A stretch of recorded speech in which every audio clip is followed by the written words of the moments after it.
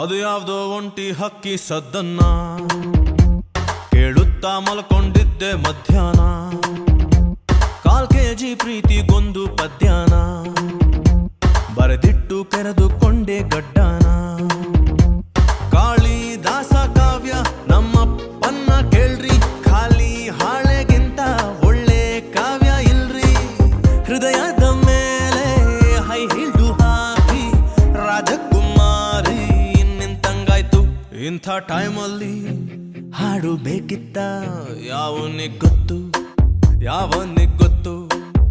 ದೇವದಾಸನು ಎಣ್ಣೆ ಬಿಟ್ಟಿದ್ನ, ಯಾವನಿಗೆ ಗೊತ್ತು ಯಾವನಿಗೆ ಗೊತ್ತು.